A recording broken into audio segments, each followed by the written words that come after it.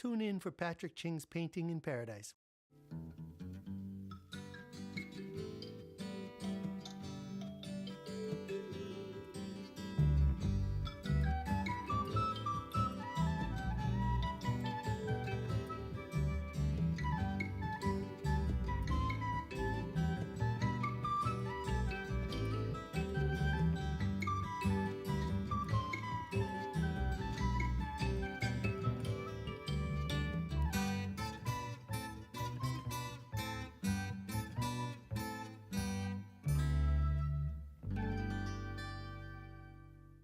Aloha, I'm Patrick Ching, and thank you for joining me on Painting in Paradise.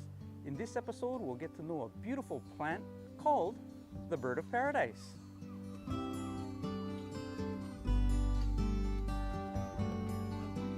We'll learn the anatomy of the bird of paradise flower, and then I'll show you how to draw it.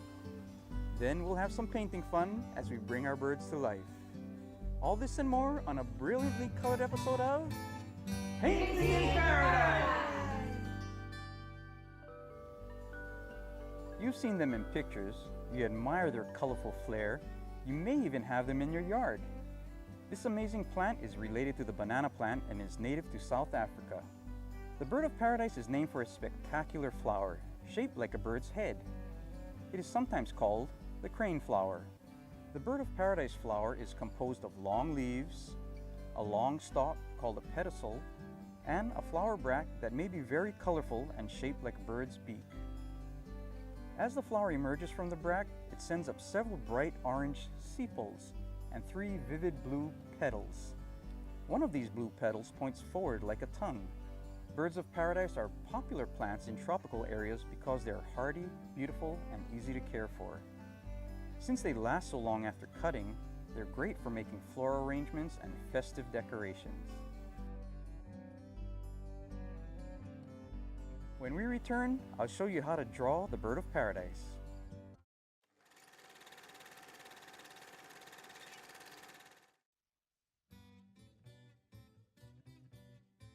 Alright, so now I'm going to show you how I go about drawing the bird of paradise. I'll be using a pen, but I recommend you use a pencil or something, and remember to press softly. How we're going to press? Softly. That's right, we press softly so we don't dig into the paper. That makes it easy to erase, or better yet, just reshape your object. I'm going to give it a little stem here. Remember, the stem is called a pedicel. And this is the bract. It's like the beak area, okay? I'm going to make like a big pointed meow. That looks like a nice shape for a bird of paradise right there. All right, now I'm going to start with like 3 blue petals. You know, the first one comes out, it looks like a tongue. It's a long, kind of a pointed, kind of thin, kind of shaped like that, bright blue. These are the actual petals of the flower. And there's actually 3 of them. 1, 2, and the other one can kind of be a little bit obscure. But when the flower is fully open, there's 3 of them. They're bright blue in color. Then we have what we call sepals. Now, sepals are bright orange. They're like yellowy orange, like fire. That gives it so much color. But I'm gonna make the sepals coming out of here. And usually there's about, 6 or 8 of them.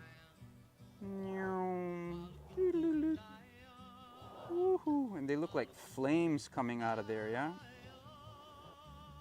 All right. So right there was a pretty quick drawing of a bird of paradise. Now you can also give it a little bit of a sheath over here. It's like a leaf. And you see this part right there, the head, it's called the bract. These are all like anatomy lessons. Stuff I've actually just learned today.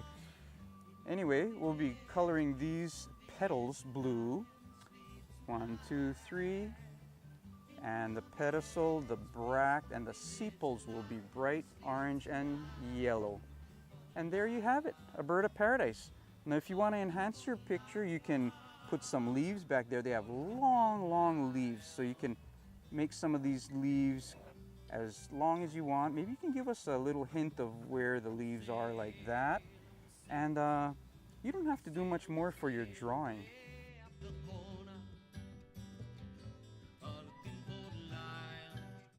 Now that I've got my bird of paradise sketched out, I'm going to go with a bigger pen. You can be pressing harder with your pencil or maybe using a pen at this point.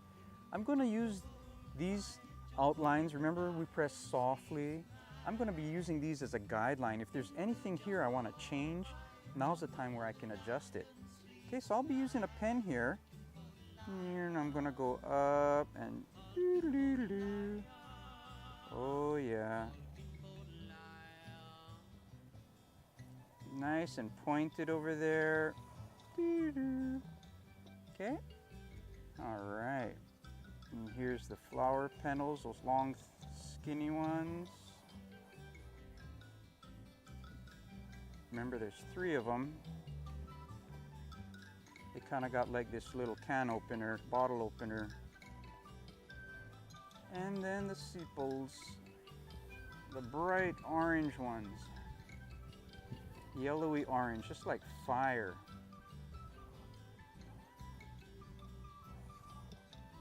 Making some go in front of others. Bing. And there you have it. Your bird of paradise. Now that you can see it in your drawing, we'll have a good time painting it. The bird of paradise is so brilliantly colored, it's going to let us use almost every color in the rainbow. See you on the painting side.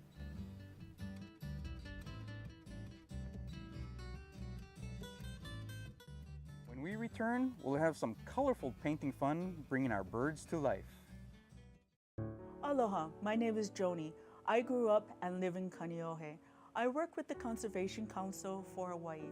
This nonprofit organization is over 65 years old, and our mission is to protect Native Hawaiian animals, plants, and ecosystems for future generations. Did you know that Hawaii is the endangered species capital of the United States? Many threats to our plants and animals include invasive species, climate change, and neglect. My ancestors relied on these plants and animals for survival. They're in our DNA. So please kukua by volunteering or joining us. Mahalo.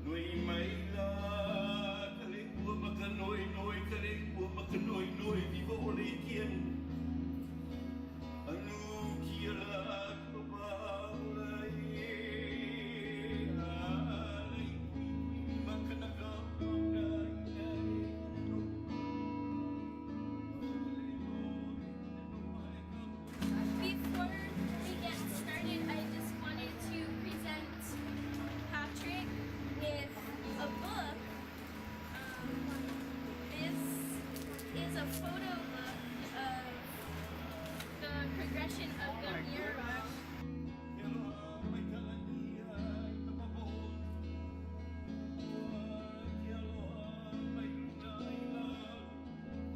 Aloha everybody, and thank you so much for being here to help us dedicate this mural and to put all of our good thoughts into the successful release and survival of the halala back into the wild of the Hawaiian forests. So anyway, I want to thank everybody for putting their love and aloha into the mural. It is by myself and the beautiful people of Hilo. And here we have the aloha raising their young in the nest back in the Hawaiian forest with the canoes and the rest of the wildlife. Even their housemate and sometimes predator, the io, Hawaiian hawk, and other animals, the hula blossoms and the i'iwi. Really appreciate you coming out, and I wanted to send our aloha to Reverend Krabs. Reverend? Awesome seeing the children working together with everyone else. Mahalo for that. And I would say this one word that came to me was inspired. And what happened is you have this incredible gift and this aloha that you shared with the Kinki, and they now have something that will be shared with people who walk up and down our streets and visit our city. Will see all of these murals, all of your guys' paintings, and all of your aloha. And I'm just so proud of you guys, and I'm so happy for Mrs. Wines and the class that they got to participate in this project. You know, Mahalo, everybody.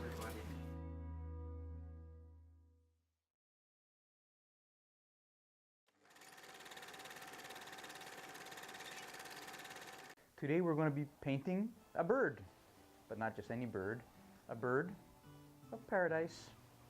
The bird of paradise is an excellent flower to paint. It not only looks amazing, but it also allows us to use almost every color in sight. So what you see right now is my underpainting. It's actually finished and dried. I put a thin layer of paint, and I'm going to talk a little bit about what you can do with underpaintings.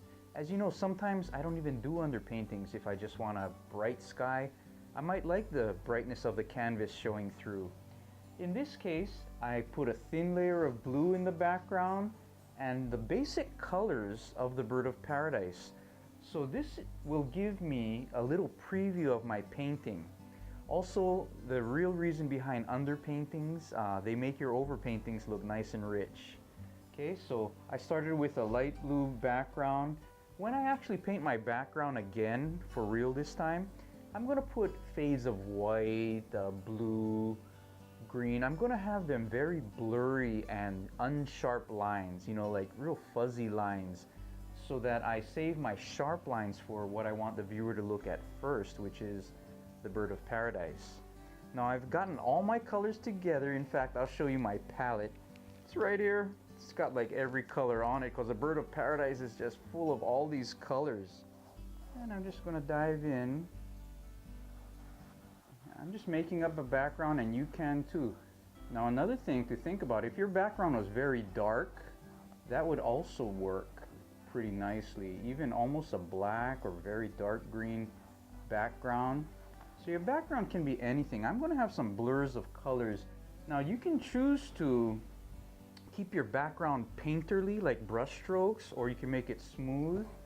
And what I would recommend is you don't have a lot of sharp lines. Save your sharp lines for the things you want people to look at first, because they will look at things with the sharp lines first. Okay, so be conscious of that. In fact, it's great to be conscious of what your art is doing to your viewers. Okay?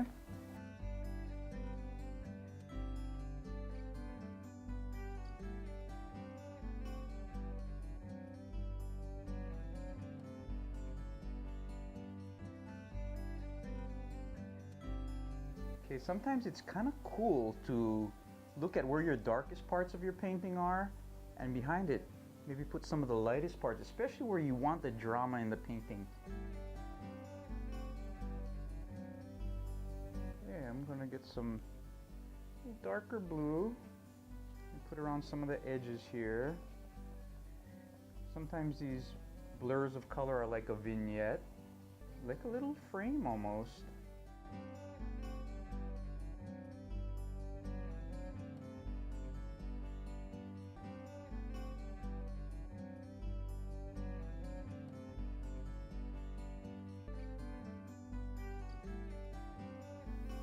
Well, now I'm going to actually start on the comb of the bird of paradise. I'm going to start with some of the lightest things first. Maybe some whites, okay? I see some white areas right down there at the base of the bird of paradise. Pretty white. I'll start them off with some white paint. I usually do this because it's a lot easier to make light colors darker and a lot harder to make dark colors lighter. So I'll give it a little head start with some white there. Then I'm actually going to start my combs, these orange ones, with a really yellowish color. I do have an orange. I got a yellowish orange, and I got some yellow. I'd actually like to start it off with a very yellowish orange, okay? So it just takes almost all yellow and the tiniest bit of red or orange. Now you saw my underpainting, it was kind of a preview. You know, in my underpainting, I can put shadows where I want. Actually, the more you do in your underpainting, the more easy the next layer is going to be. And I believe the nicer it's going to be, because all of these layers, they show through to the next layer. Whatever you've done underneath, even if you paint right over it, it's going to show through to a certain degree. And all of those layers influence your painting.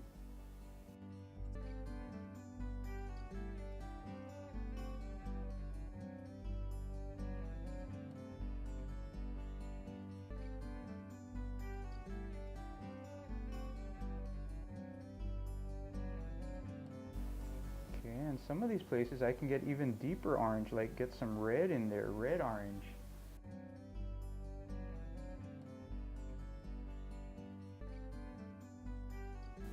Yeah, that's looking fun when you start to get into this rich orange. I'm gonna kind of finish it off with a little bit of chicken head red in there.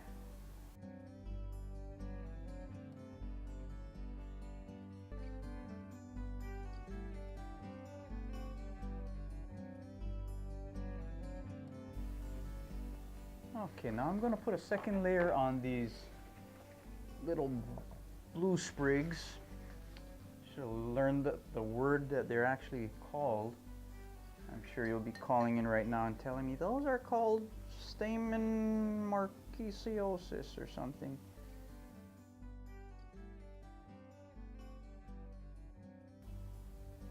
Okay, I'm taking a dark color, and this dark color is kind of a combination of phthalo blue and ultramarine blue. Ultramarine blue is very transparent by itself. It's so see-through. Sometimes you got to add things like white, phthalo blue, or other colors that might be a little more opaque.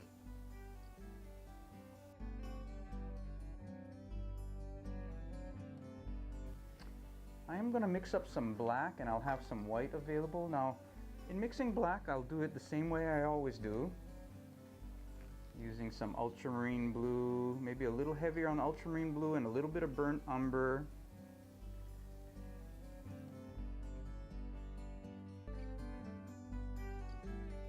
That's nice.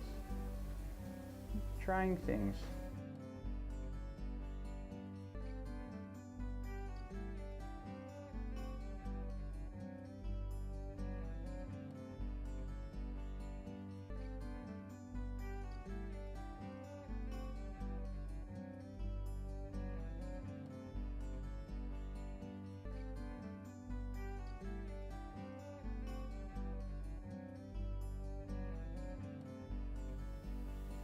All right, so that's a good place for me to stop.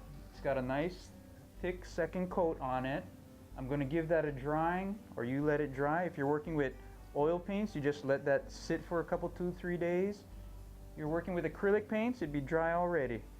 If you're working with Genesis oil paints, go and heat set it really nice, because we're going to come back and put our final touches on this bird of paradise.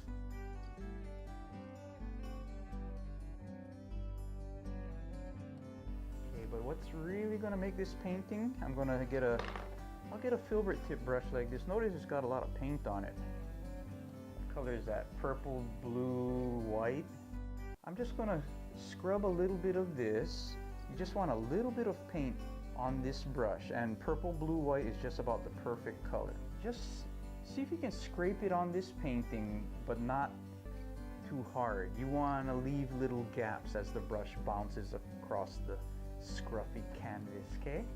And this is kind of the magic of these bird of paradise. Okay, so it's just little purplish blue white, dry brushing, dry scrubbing.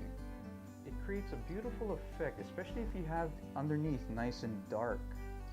Okay, gets quite purple sometimes. It's a scrubbing effect. Here's a little trick. Oh, I'm putting a little paint thinner on my brush, and I'm going to see what it looks like to scrub away little parts of what I just done.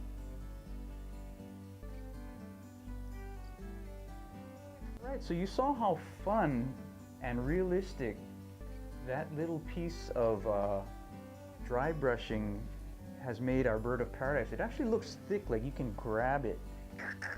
I'm just going to finish off here with a couple of strokes on these leaves. I'll get some white here. See if that helps that leaf a little bit. Yeah, I think it did. Well, there you have it, our bird of paradise. Let's remember what we did now. We did our underpainting first, just the background, and then I did the underpainting of the bird of paradise, dried everything, went and repainted the background till I got it how I like. I took special care to make the background blurry so that the foreground can be nice and sharp. Then we went and repainted the bird of paradise all again, starting at its crown with all its orange sprigs and blue sprigs. Then we repainted the head and the beak of the bird of paradise. Okay, we put all the colors where we thought. I hope you had a great time painting with me. Aloha.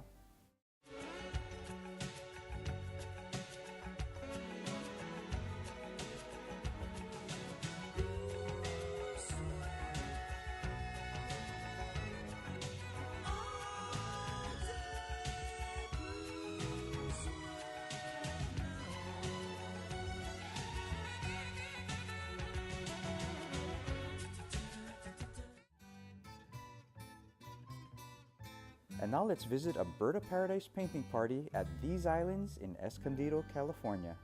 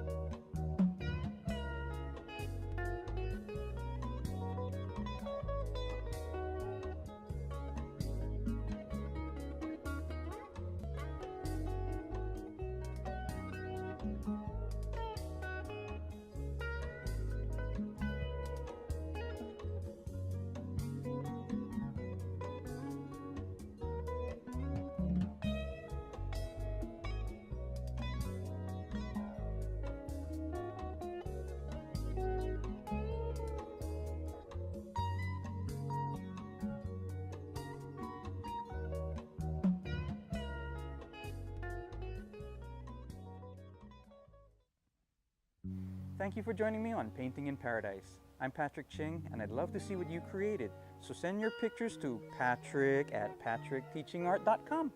Aloha.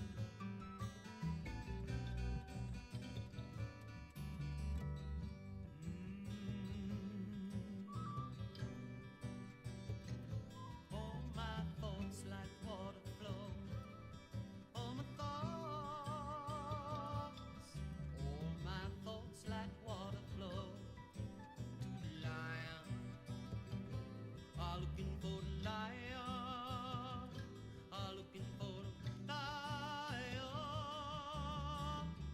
We're sailing, we're sailing, we're sailing, we're sailing way up to San Francisco. Looking for the lion, looking for the lion, looking for the lion. In the village, peaceful village.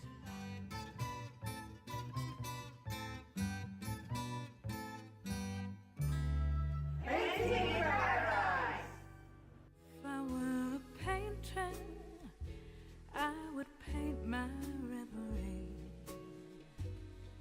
If that's the only way for you to be with me, we'd be there together, just like we used to be. Underneath the swirling skies for all to see. And I'm dreaming of a place where I could see your face. And I think my brush would take me there, but only if I were a painter and could paint a memory. I'd climb inside the swirling skies. Editor, if you can just make all that look good, okay?